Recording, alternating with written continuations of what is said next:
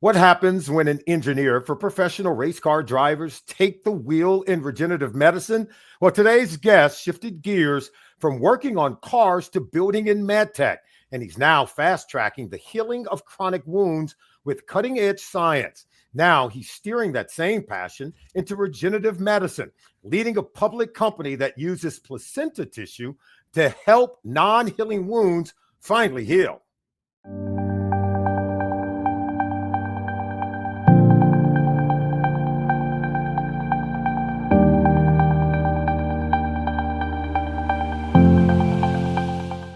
Welcome to the Russo Edge Podcast, everyone. I'm your host, Solomon Wilcott. Today's we're speaking with Jason Matuszewski, CEO and co-founder of BioStem Technologies. Jason's path from the racetrack to regenerative medicine is nothing short of remarkable. He began his career as an engineer in professional auto racing, building safer, faster racing cars.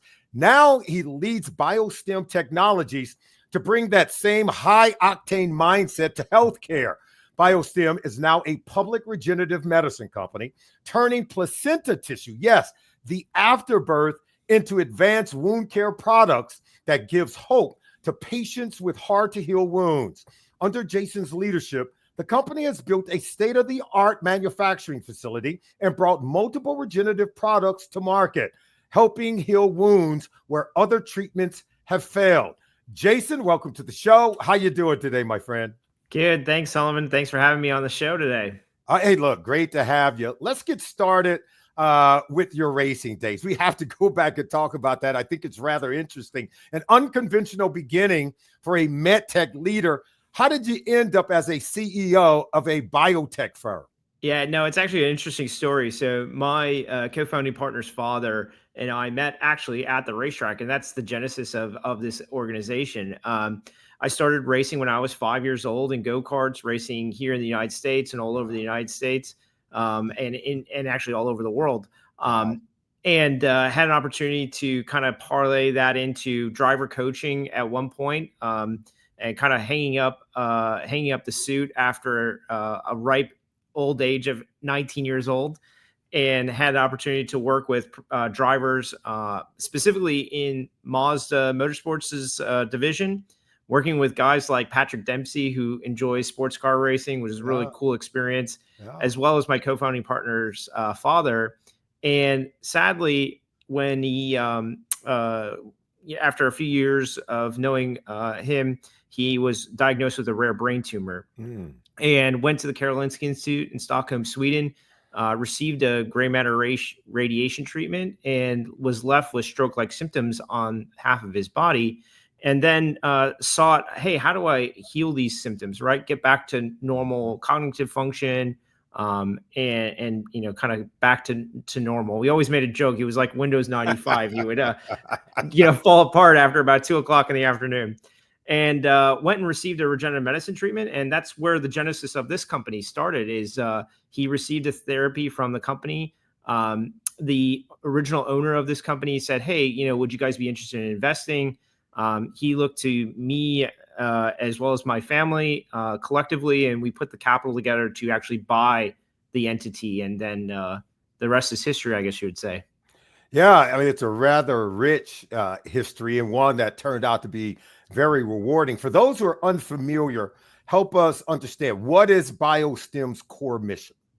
Yeah, our core mission currently is to manufacture products that change lives, and that's utilizing the placental-based tissue products and working with the gracious donors with the gift donation to service patients that typically are Medicare beneficiaries, 65 and up, fighting to save their limbs. So saving limbs, saving lives is kind of our core mission as well.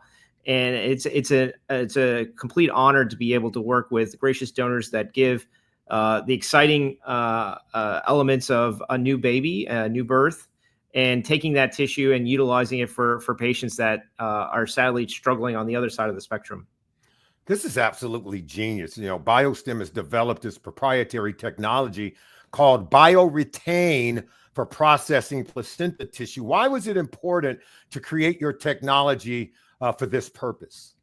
The core of kind of developing this is really looking at the competitive landscape. We looked at other manufacturers of placental-based tissue products and said, "Hey, is there a better way to do this? Is there a more efficient way? And is there a better way to retain, hence the name BioREtain, Yeah. more of the natural properties of the tissue?" And so those are kind of the two genesis of developing the BioREtain technology platform. Today, we have 55 patents currently issued. We have about 52 patents in provisional status. Continuing to build an IP portfolio around that, and working on now clinical trials to demonstrate the attributes of BioREtain and retaining all those natural properties in the placental tissue. So what has been the biggest challenges in scaling your operation and bringing these really unique products and this tissue product more specifically to help patients? Of course, forward education, right? Getting prospective mothers at, maybe their second term of their pregnancy to understand why donate tissue. Sadly, a lot of this material ends up getting thrown away as medical waste. And so, as I said earlier, it's a gracious honor to be able to work with this donated tissue, because they really goes into a significant amount of medical history about the donor, meaning the mother, their personal history. And so by going through that and kind of really getting into their medical and social history past, that's a challenge, right? Allowing somebody to kind of, know some of the things about you, and then ultimately allow you to actually donate this tissue, and really what is the underlying cause as to why you're doing that, right? And what's the mission? And the mission obviously is to, like I said earlier, be able to offer these products and make these products for patients that are in need, and hopefully saving their limb and saving their life. Jason, let's switch gears a little bit and talk a little bit more about the market. Chronic wounds, as you well know, are wounds that are resistant to healing, and they really are a silent epidemic, and it costs the healthcare system tens of billions of dollars each year. Can you elaborate a little bit more on the market and what excites you the most about working in this space? Yeah, I mean, obviously, what you just alluded to, the market is pretty massive. There's over 7 million chronic wounds in the U.S. alone. We have 50 million Medicare beneficiaries today, growing to 80 million Medicare beneficiaries by 2030. Sadly, about 15 to 20% of those folks end up with a chronic wound. So that hockey stick is going like this. And of course, we can only do so much work on the GLP-1 front to mitigate diabetes, but vascular issues and other things, diet and whatnot. Ultimately, we have a situation where, as you age, your skin, your tissue breaks down, and we end up with these types of chronic wounds. So this issue isn't going away, and being able to offer and develop a product like ours to support folks with chronic wounds is a great amazing opportunity. Yeah. Hey, look, it's great when that hockey stick does this, right? You start to you really have scaled up MedTech from a small startup to a publicly traded company. That's no easy feat, right? So BioStem now has over 6,000 square foot of manufacturing space in your facility. So how did you manage to pull that off? Yeah, I mean, obviously, team is everything, right? As you know, probably from your professional sports experience, having a great team is all about being able to scale, being able to deliver great products. My co-founding partner, who is the chief operating officer, Andrew Van Verse, military background, Marine. Operationally, he is the man in charge, and really been able to command and be able to get us to manufacture these products and get them out the door, and really, grow the manufacturing operation from a quality and execution perspective. Well, as a CEO, you're also wearing many hats. You wear the hat also of the chief communicator. That's why we wanted to have you here to talk with us and educate us today. So you've got to keep investors, right? You got to have healthcare providers on board, and even patients in the loop as you continue to have more progress. So what is your approach to pulling everyone together, whether it's providers, whether it's investors and patients as well? Yeah, I think it's obviously the core mission, right? Yeah. Is to manufacture products that change lives and save limbs, save lives position, right? Pulling everybody together, telling them the story. What is our true initiative?